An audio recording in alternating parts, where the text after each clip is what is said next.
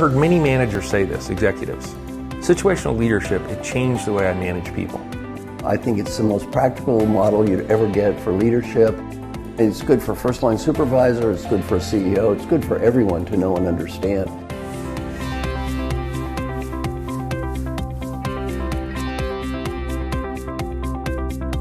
Marshall, thank you very much, first and foremost.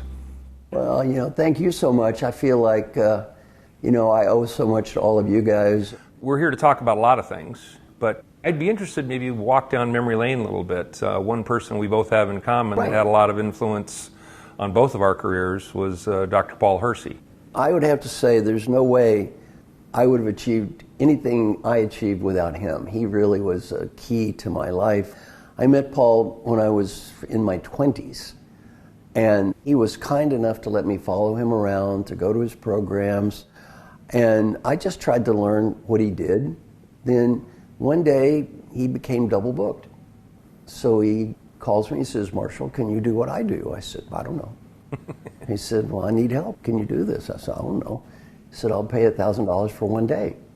I was making $15,000 for 1 year. That was 39 years ago. I was 28 years old. You know what I said?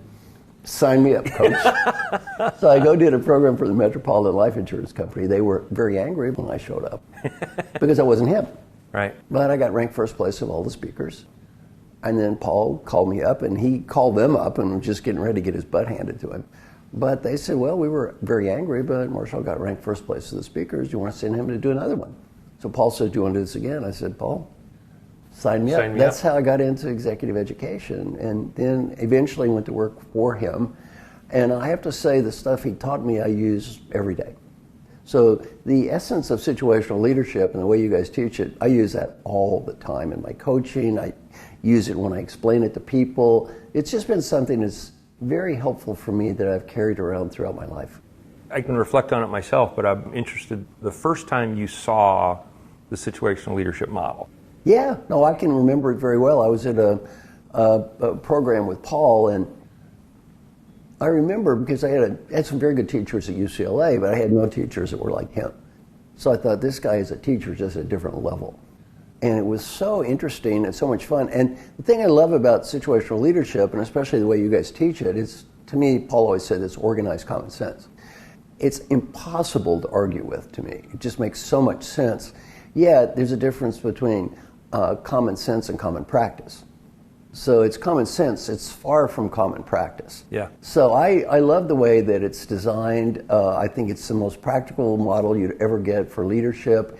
It's something that you can use the rest of your life. So when you guys train people in how to use this, it's something they can take with them, not just in a program, it's something they can use the rest of their lives. It's really easy to understand, which is the benefit of it. And as you're saying, it's far more difficult when you get into it and you really start to practice it and to use it. You know, but I too reflect on the first time I saw what the doc teaching situational leadership, and I'd just come out of a MBA program and had a series of professors, and there really was magic that he could do in front of the room with, at the time, 5 blank flip charts. It was almost like you wanted to go up and which many people did. Can you autograph this for me? And I think, at least from my perspective, be interested in your opinion on this. Really a smart guy, but what he had the ability to do was to integrate things that up to that point in time had never been integrated. I mean, the first 50 years of organizational behavior in general, leadership development in particular, it was like there was studies on leaders, and then there was studies on motivation. And he was one of the original contingency leadership gurus that kind of put apples together with oranges and came up with a very simple, practical language. That is still eminently useful today. And it's amazing how situational leadership has withstood the test of time. And to me, so practical and so much common sense. And it's good for leaders at all levels, too. It's good for first-line supervisor, it's good for a CEO, it's good for everyone to know and understand. So I think it's just a great idea. I think what you guys are doing is great because you're out there trying to help a lot of people get better.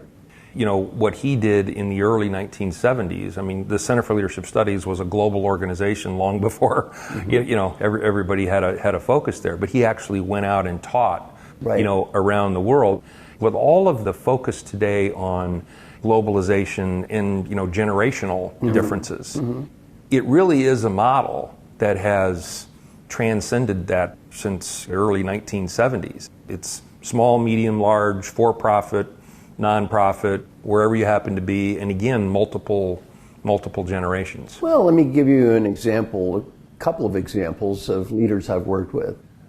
My friend Alan Mullally, a great believer in situational leadership. Well, he was ranked #1 CEO in America, #3 greatest leader in the world behind Pope and Angela Merkel, and he's a believer. And Frances Hesselbein, Peter Drucker said the greatest leader he'd ever met in his life. She loved situational leadership, a great believer in the model, and used it in the Girl Scouts to really try to help the Girl Scouts get better. And so these are some of the greatest leaders who've ever lived. And so I'd say they're wonderful proponents of situational leadership and great believers in the idea. The idea of just analyzing a person's readiness level and then picking the style that fits the readiness level makes so much sense, yet again, is often not done. Yeah.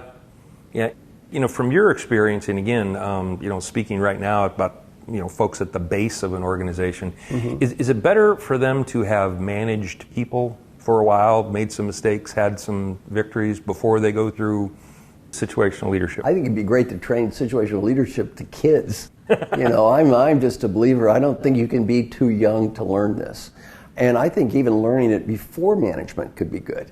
And here's why I think it could be good, though. Learn it before you become a manager. Then after you become a manager, you start trying it out. Then go back and say, now, talk about the application of what's it like to apply. So to me, it's a great thing for high potential leaders, too. They're not even in a leadership role yet. Because, it's a great way to look at getting started. And it just makes so much sense. And it's something that they probably haven't thought of. Because sort of more naive mindset might be, well, delegation is good. Well, I should just delegate things. Well, no, delegation is not always good. Paul taught me that. Can be, yeah. Can be, but you delegate to somebody who has no idea what they're doing and how to do it, right? Well, that's not good. It does more harm than good. So delegation is not a uniform good in and of itself. It could be good if you delegate to the right person. It could be a disaster. Oh, yeah. So a lot of people have some very naive views about leadership that kind of sound good on paper but don't work. Well, the nice thing about situational leadership, it works. Yeah.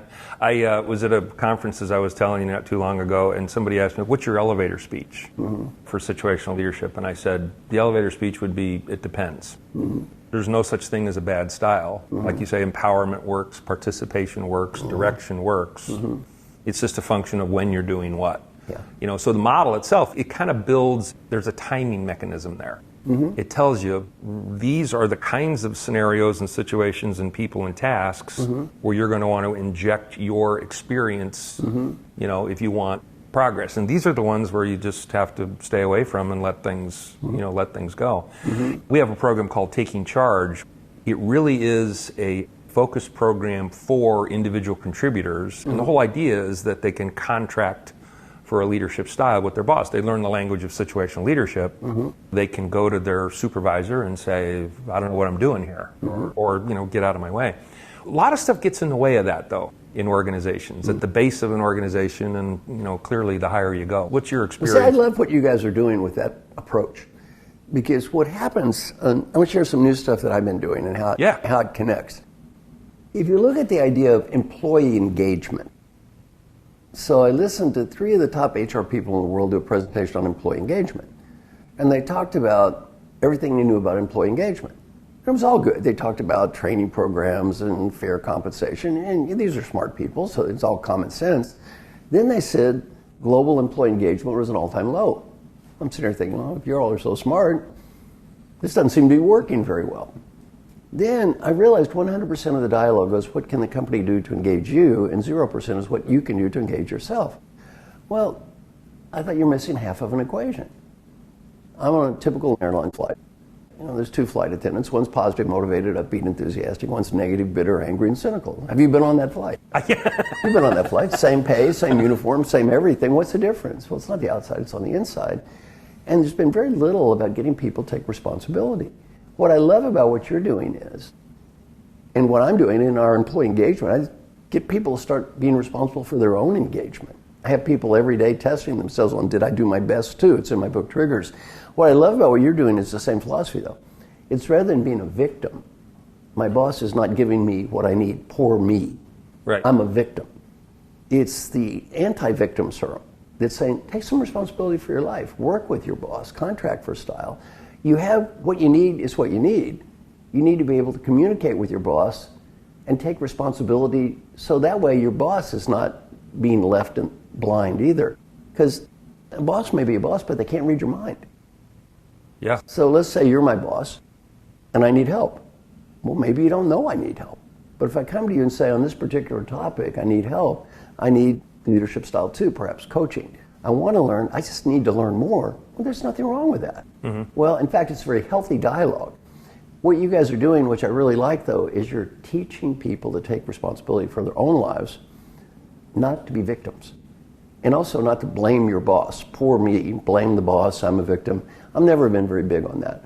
So I think I really love what you're doing. Oh, I appreciate that. It's not like I personally can take a lot of credit for it. Matter of fact, very little. But if you get back to the genius of the doc, right, and how he defined leadership, mm-hmm.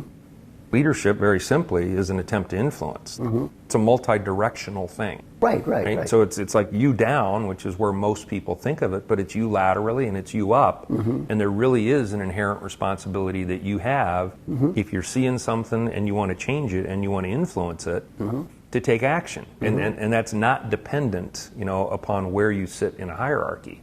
Right. Matter of fact, the more you get really healthy cultures, where you've got individuals that feel comfortable mm-hmm. going to someone in a position of power, mm-hmm. And saying, here's what I need. Right. That's the speed of trust, as Stephen Covey would say. That's. But you're right, it's a two-way street. And I love what you guys are doing because you're giving the person some tools. Mm-hmm.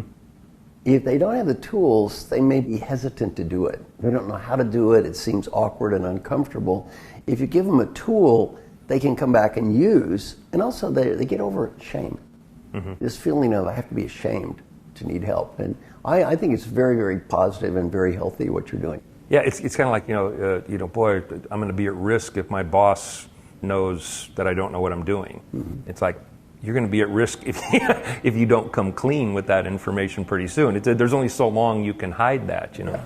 It was very rare that you could be in a room with Paul Hersey and not hear him talk about power. Right. Leadership is, attempt to influence, and power is influence potential. Mm-hmm. And really, it's like situational leadership, to me at least, it tells you what to do and when to do it. Mm-hmm. And the whole idea of your power, right, it dictates why you're either going to be successful or unsuccessful, effective or ineffective. Right. What observations have you had in organizations that kind of connect leadership and power? Let me connect a couple of dots. It's one I learned from Paul, and then one thing I learned from Peter Drucker.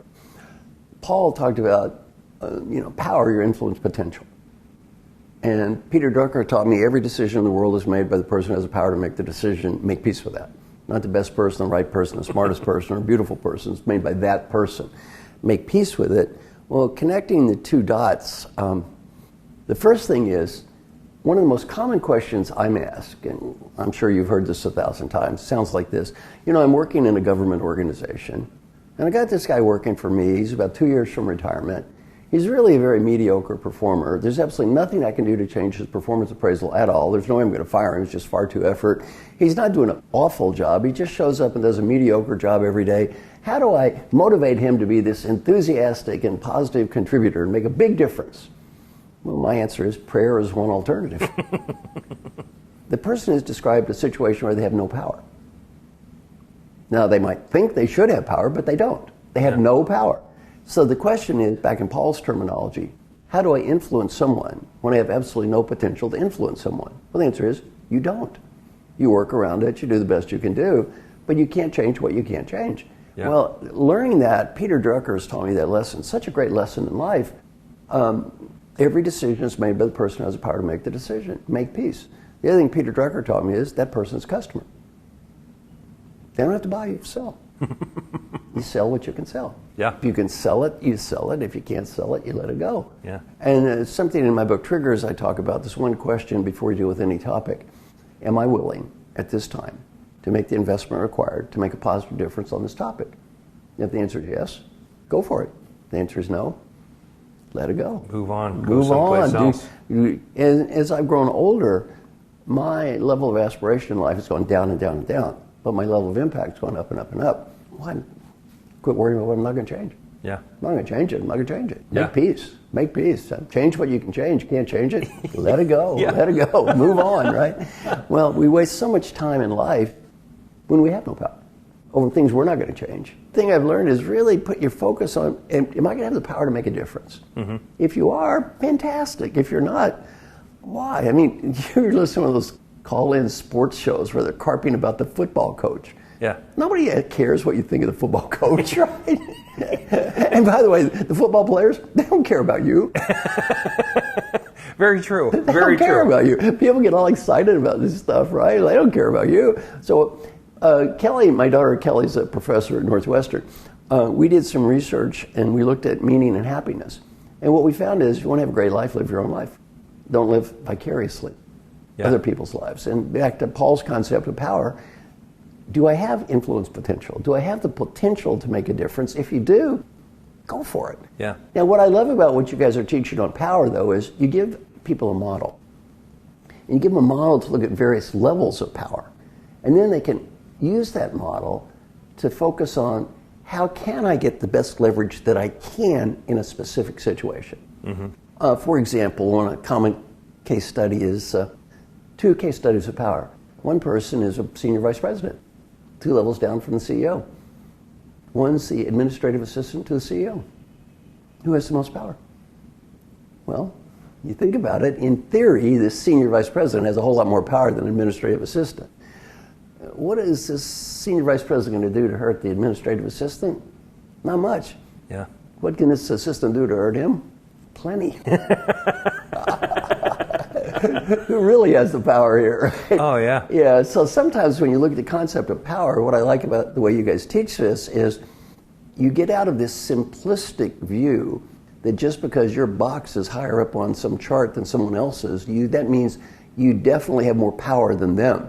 Not always. Mm-hmm. Sometimes somebody at the bottom has more power than somebody at the top. Another one of the power bases you talk about is connection power.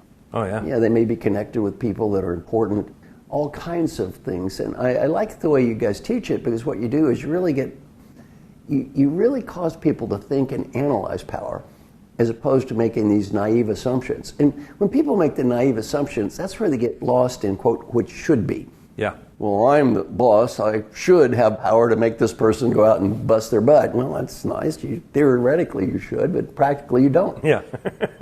Make peace. Move on. Get going, yeah. Do what you can do, but don't sit there carping about what you're not going to change anyway. Yeah. We've recently done a couple of studies with training industry on kind of revalidating the 7 power bases, you know. Mm-hmm. And interestingly enough, cross generations, all 7 of those power bases are still highly valid. Of course. You know, will people do things to avoid punishment? You know, the coercive, of course they will. Oh, yeah. And a lot of times misunderstood, I think style 1, really the purpose of that is to create movement. Yeah. You know, so if somebody is scared and they don't know what they're doing, and you, the boss, says, okay, I want you to follow my exact instruction, they may take that first step because they want to avoid punishment, but once they do, they're into the developmental cycle, and you move on.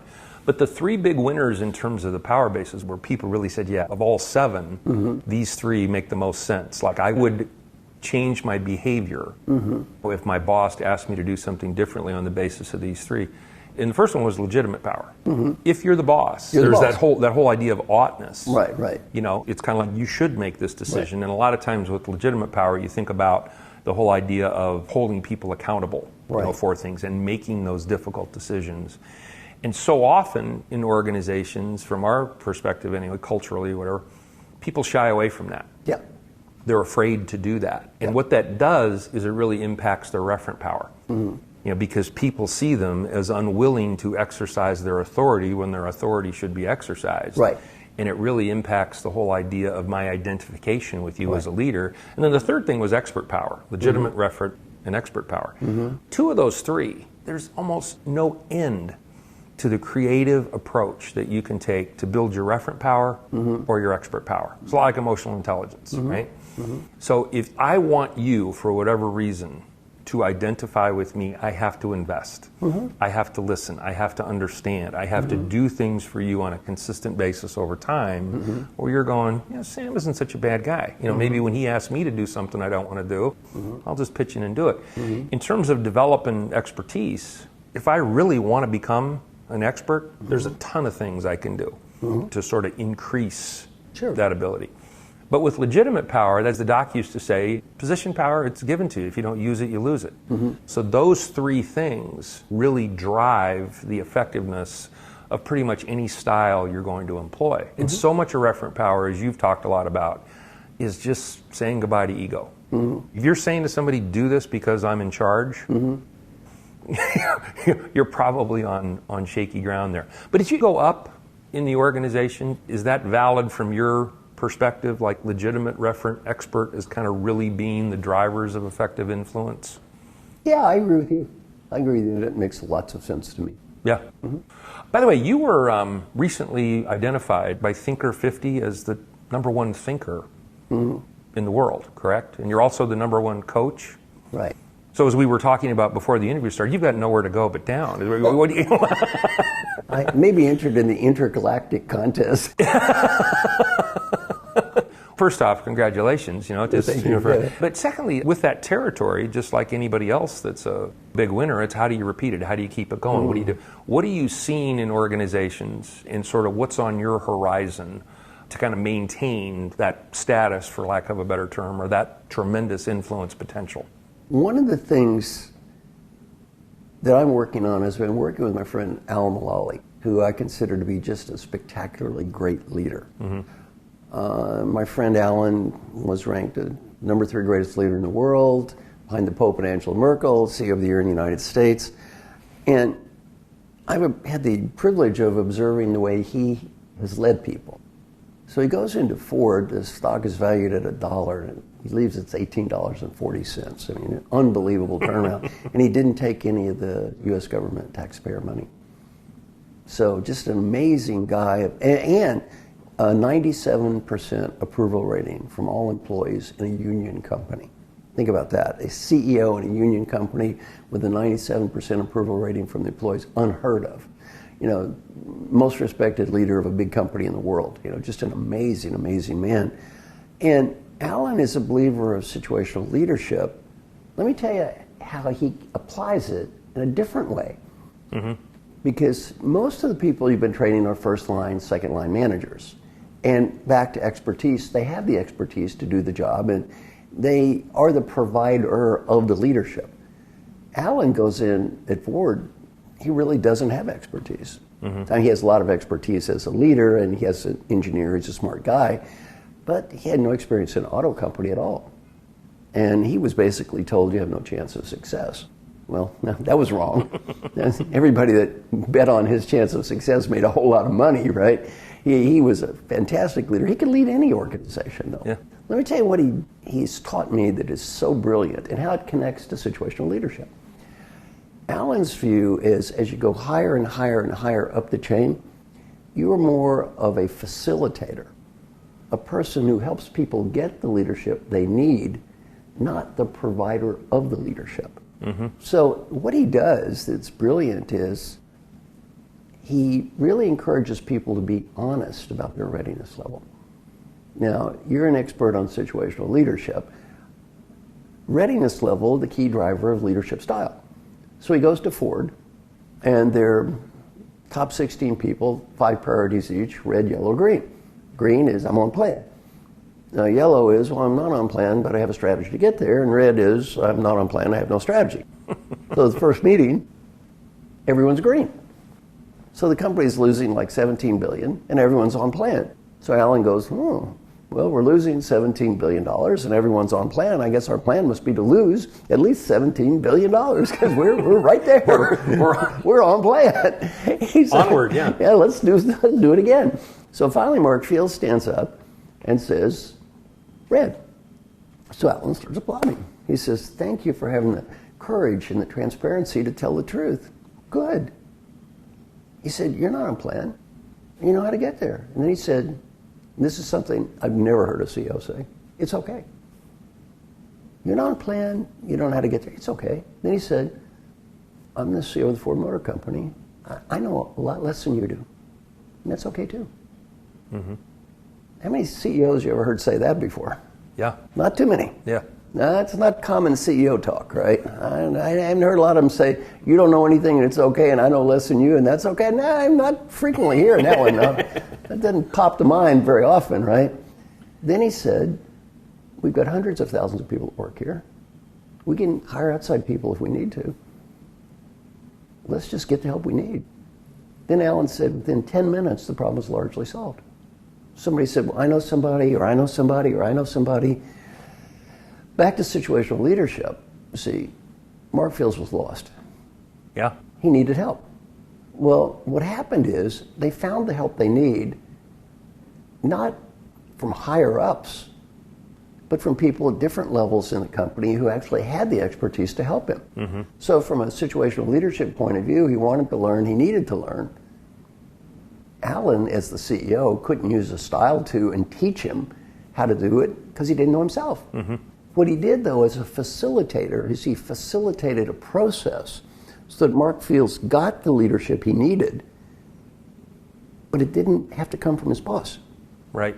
So the other thing Alan did, which is brilliant, is the huge majority of leaders in this will immediately start asking questions. Have you thought of this? Have you thought of that? One of the worst things you can do. One of my coaching clients who retired a few years ago was J.P. Garnier. He was CEO of GlaxoSmithKline. Oh, yeah. I asked JP, what'd you learn about leadership as CEO of GlaxoSmithKline? He said, I learned a hard lesson. He said, my suggestions become orders. And I said, if they're smart, they're orders, and if they're stupid, they're orders, and if I want them to be orders, they're orders. If I don't want them to be orders, they're orders anyway. He said, my suggestions become orders. Well, I said, what'd you learn from me when I was your coach that helped you the most? He said, before I speak, breathe and ask myself, is it worth it? Is it worth it? Now let's go back to Alan and Mark Fields. Yeah. Mark Fields comes up and says, red. If Alan then would say, have you thought of this? There's a very high probability, you know what would have happened? Aye, aye, sir. Great idea. Great idea. The worst of all worlds. One, Alan knows a whole lot less than Mark Fields in this dialogue. So the idea is probably a bad idea. Two, Mark has no ownership. Mm-hmm. It's Alan's idea. He's the boss. He's the CEO. The CEO told me to do this, right? He's got no ownership. Well, the incredible discipline that Alan has, which I find amazing, and humility, is fight the urge to give people ideas if you don't know what you're talking about. Mm-hmm. Don't pretend to be an expert if you're not. And it's perfectly okay to say, I don't know. Mm-hmm. It's okay. And in fact, it's not only okay, it's much better. Because if you start throwing out ideas, then what happens is people just run around and do these things, and oftentimes they make no sense. And back to J.P. Garney's comment, suggestions become orders. Yeah. It's interesting because we at the Center for Leadership Studies, we have a model, we build programs around that model worldwide. Mm-hmm. It's a trademark, copyrighted framework, and we protect that. It sounds to me, though, and I've heard many managers say this, executives, situational leadership, it changed the way I manage people. Yes. I went through the program, and that altered, as we talk about leadership's an attempt to influence, it helped me parent, it helped me be, coaching, it helped me in all different kinds of things. But it almost sounds like what Alan did years later, after he had been through a program, is he was still applying the principles of. It's just kind of like, where are we? What are we doing? How do I put What's the readiness level? Yeah, just putting that in context. Yeah. Well, and creating an environment, which is something you're doing in your influence program. Creating an environment where people can be honest about their readiness level. Mm-hmm. Yeah. And if you need help, it's okay to say you need help. If you need direction, you need direction. You need coaching, you need coaching. You need support, you need support. And you can do it on your own, you can do it on your own. It's okay to do that. It's okay for somebody to say, Red, I need help. Yeah. Yeah. I don't know how to do it. That's okay. Well, that's a real breakthrough. Yeah. One of the worst things a leader can say, I learned this from Alan, is, I'm sure you've heard this, don't come to me with a problem, don't come to me unless you have a solution. Well, that's nice. Let's say you have a problem and you don't have a solution. Now I shout at you and say, don't come to me. Yeah. So you know what you learn? Okay. Right. I won't come to you. It'll just keep... I'll hide it. Yeah. Why? You told me not to come to you. Yeah. So okay. I'm following direction, right? You're giving me style one, and I'm complying. I'm not coming to you at all. In fact, the next time you ask, do you have a problem? No. Yeah. Well, what was happening before? No one had a problem. Yeah. Although they were losing $17 billion, nobody had a problem. Yeah. Why? Well, obviously they've been trained not to say they have problems. Yeah. Well, you train people to say they have no problems, they all say green. Yeah. The problem is, that's not life. Yeah. Life is never all green. Far from it. And again, probably has something to do with the reason we're here together today, but it's like the portions of the organization that we interact with on a day-to-day basis are drastically different. Similar principles are at play. Yes. But when you're talking to training departments and you're positioning situational leadership as a program that can help new managers or second-level managers effectively influence, the single biggest obstacle you hear in many cases is top-level support. That's what's going to turn it from a program into a change initiative. Right. So it hits me that what Alan did is really there was the language of situational leadership that was permeated the C-suite, and it just makes it that much easier to reinforce. You're going through a program, you're going to learn some skills, and these are life skills. Well, they are. And again, the key is that that philosophy is you are who you are. It is what it is. Don't hide from it. And it's okay. Yeah. The big breakthrough, it's okay. It's okay to need help. It's okay not to be perfect. It is what it is. And his whole focus is not on looking good. See, so much in corporate life is people try to look good. So they end up with pretense. Yeah. Pretending to be who they're not, to look good. Well, his theory is we're here to make cars and sell cars, not to individually show off or look good ourselves. Who cares how we look if we're going broke? Yeah. Right? This is not good. This is bad. Yeah. And how do we turn this around? Well, the way you turn around is you focus on the mission. You focus on what are we really here for. And we're not really here to show off and prove how smart we are. We're here to do great work. Just let's do whatever it takes to do great work, and who cares how somebody, quote, looks. And what he taught them is, once you do great work, you don't have to pretend to look good. Everybody thinks you are good. Yeah. Nobody's going to complain. The stock goes from $1 to $18.40. Nobody's doing a critique then. All's good. It's all good. Then you don't have to show off. Yeah, I read his book and heard a lot about him, read a lot about him. But was Alan always this good? No, he would tell you. He got off to a very rocky start. He had a young man work for him, and an excessive leadership style one. He said something like, I may have the number wrong, 14 drafts this guy sent him. He corrected over and over again. Finally, the guy just said, I've got to quit. He said, no mas. You're a nice young man, but you're driving me crazy here. And really, I'm not sure this is what you're supposed to do. And the guy kind of explained what he's supposed to do. Oh, okay. So no, he was not always a great leader. He wasn't born with this. You know? The idea that leaders are born. Somehow you hop out of the womb with all these leadership skills. That seems a little ridiculous. A little ridiculous. People can learn things. Yeah. It hits me that the process of becoming a situational leader, it's iterative. It really is. It's about, okay, this didn't go the way I wanted it to go. And the parameters we always use is success, is job get done, scale of 1 to 10, effectiveness. Right. More of the engagement piece of it, scale of 1 to 10, and those two dimensions are always in play. But it's like people that are serious about becoming good leaders really learn from, that didn't go the way I wanted it to go. What did I learn? How do I adjust? How do I put it in the context, for lack of a better term, of a model or just what I want to do differently moving forward? Yeah.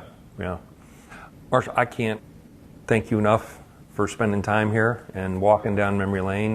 Just on behalf of everybody at the Center for Leadership Studies, thank you. Well, thank you so much. I feel like, I owe so much to all of you guys and the legacy that Paul has created, and I really applaud all the great work you're doing to kind of really not only keep it alive, expand on it and use it in new and different ways. So I'm just very honored. So thank you very much for asking. Thank you.